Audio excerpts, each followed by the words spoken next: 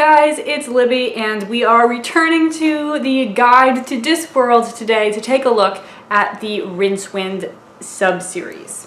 First things first, what are the books in the Rincewind series? Well, I will tell you about them. I'll give you their title, their year of publication, and also their order within the Discworld series as a whole. So book number 1 in the Rincewind series and the Discworld series is The Color of Magic. It was published in 1983. Book 2 in the Discworld series is The Light Fantastic, published in 1986. Book 3 in the Rincewind series is Sorcery. It was published in 1988, and it is book 5 in the Discworld series. Then we have Eric, published in 1990, and it's book 9 in the Discworld series. Also, Interesting Times, published in 1994, book 17 of the Discworld series. The Last Continent, published in 1998, book 22 of the Discworld series. The Last Hero, an illustrated novel, published in 2001, and I forgot. Book 27 of the Discworld series. And finally, Unseen Academicals, published in 2009, is book 37 of the Discworld series. That's a lot of Discworld books, and that's not even the last one. And then I also wanted to make a brief mention of books from other sub-series that include the Wizards and Rincewind as side characters. They are Equal Rights, Moving Pictures, Reaper Man, Lords and Ladies, Soul Music, and Hogfather. As I said, The Color of Magic is the very first Discworld book. This is where it all started, and since the writing of these books continued into 2007, there's quite a lot of development. The key piece is whether or not this is a series about Rincewind. When we first meet him, Rincewind is a resident. It's not really clear if he counts as a student anymore of the Unseen University, which is the college for wizards in Discworld. And in The Color of Magic, we get the briefest, if any, mention of other wizards at the college. They start to become more important in The Light Fantastic, and then we hear a little bit more about other wizards in Eric and Sorcery. However, every time we meet a new sort of set of the faculty of the Unseen University, they're different. They tend to die at the end of books, or at least be rendered unable to work. And it's not until we get to Interesting Times that we meet our standard core of other wizards who stay with us through the rest of the series. The only other significant character who's kind of with us through all of the Rincewind adventures is the librarian of the Unseen University, who's a bit of an interesting fellow. I don't want to say too much, but if you know anything about the Discworld series, you probably know his situation. They are the Dean, who's pretty much just called the Dean, Mustrum Ridcully, who is the Arch-Chancellor, the Bursar, Ponder Stibbons, who, well, he has a lot of titles. I'll let you discover them all for yourself. And pretty much all the rest of them are referred to by their titles, such as the Lecturer in Recent Runes. So even though we're officially seeing the same wizards over and over again, they're a bit mix and match. I couldn't tell you a characteristic of the Lecturer in Recent Runes. The real ones you need to keep track of are the Dean, Mustrum, and Ponder Stibbons. So through most of the second half of the Rincewind series, referring to Interesting Times, Last Continent, and Last Hero, Rincewind and the other wizards are kind of co-main characters. And then we get to the last book, Unseen Academicals, where we really change things up. We kind of have two plots going on. One of the plots involves 4 totally original characters, and then one of the plots involves the wizards. And my cat is attacking the window. And then the other plot involves the wizards, and Rincewind, as one of the wizards, is kind of involved in this, but he is really not important to this book. So some people don't really consider this a Rincewind book, but if you don't consider this a Rincewind book, then like where do you make the break? Because the story of the Rincewind series is basically Rincewind becoming less and less important and the other wizards becoming more and more important. So you may hear this series referred to as the Wizard series. I will usually say the Rincewind and the Wizards series if I feel like being wordy. But now getting on to some mini reviews. They will be spoiler-free, I promise. And you may pick up on the fact that the main theme for the Rincewind novels is world cultures. So most of these books involve traveling to faraway lands.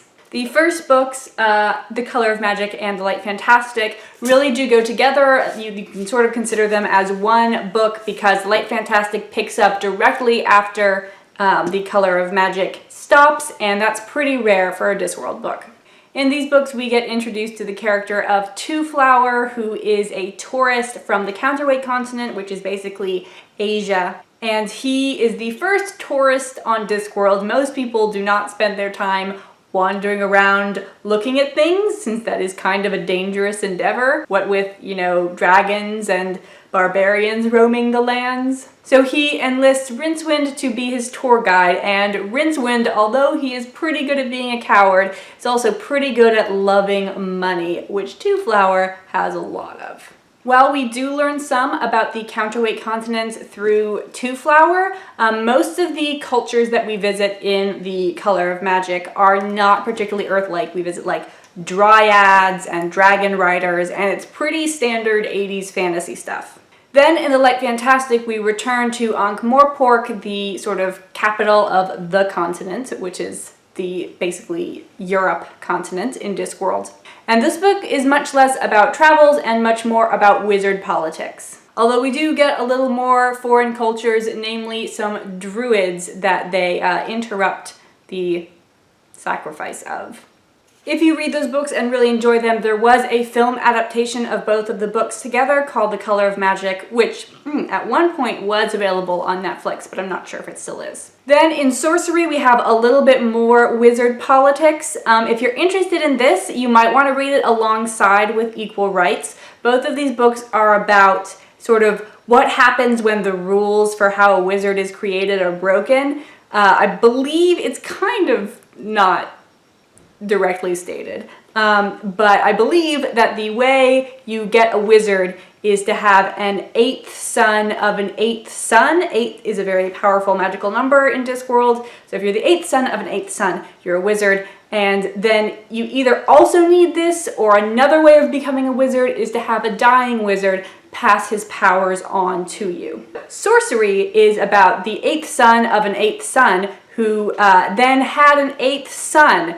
Most of the time, wizards are celibates. They tend to go to the Unseen University and then never really hang out with ladies again unless they are, bringing in the food.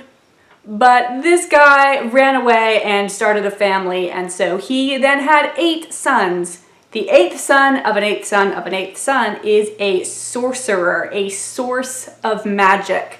Normally, wizards can just manipulate magic that already exists, or use spells that have been written by other people, but in order to create new magic you need a sorcerer, and he's actually very dangerous. And then Equal Rights is about what happens if the 8th son of an 8th son who gets the powers of a dying wizard is actually a girl. The main culture that we explore in this book, as you might be able to tell from the genie's lamp, is sort of North Africa, Middle East type of thing. Then we have Eric, which is remarkably short and kind of gives the impression of being 3 different novels smushed together because we visit 3 different places. Rincewind, what with one thing and another, has ended up in the dungeon dimensions, which is basically where the monstrous demons of your nightmares dwell. And a young necromancer named Eric decides to summon a demon to help him fulfill all of his wishes, but he accidentally summons Rincewind instead.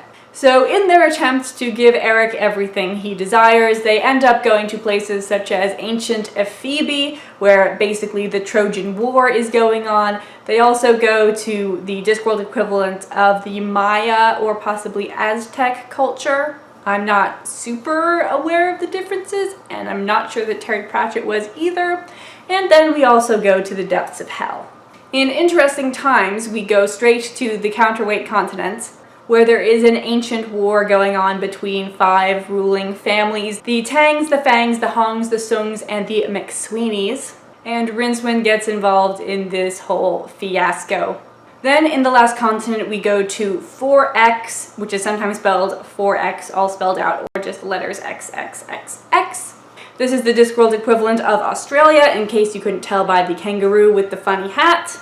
You may have noticed that these books are gradually getting longer, and in case you were worried that Australia didn't really have the stereotypes and cultural history that could fuel a novel like, say, Asia does, have no fear, Terry Pratchett gets quite creative. For example, there is one songwriter who is desperately trying to turn the story of Rincewind into the song Waltzing Matilda, and we also meet some people who are suspiciously like the characters from Priscilla, Queen of the Desert.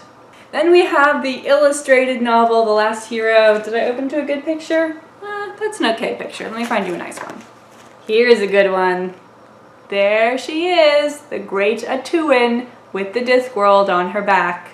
So in this book, we meet up with Leonard of Quirm, who is the Discworld equivalent of Leonardo da Vinci, and he takes Rincewind to the moon, kind of expanding our concept of foreign cultures, but then Rincewind also ends up going to the House of the Gods on this really tall mountain, Cori Celesti, so we get a bit of Greek influence as well. And then finally, Unseen Academicals, not really about a foreign culture, but you could say it's about Terry Pratchett's own culture. The main focus of this novel is football. I'm going to say football because that's what is written in the book, but most of my American friends would call it soccer. The main events of this story involve a Romeo and Juliet type situation between two warring soccer teams and the wizards, who are pretty universally old fat men trying to compete in this very violent rough and tumble version of football. And as I have previously mentioned, Rincewind plays a really small part in this novel, so you could read this if you haven't read the rest of the Discworld series. So there we have the Rincewind series. Please let me know if you have any questions, anything else you'd like me to talk about. In the description box down below, there is a link to L-Space, which has a sort of printout, a PDF of all of the different Discworld books in order, so you can reference that and see all of the major connections and the minor connections and the associated short stories, which I haven't even been able to talk about. So tune in next time for the Witches sub-series.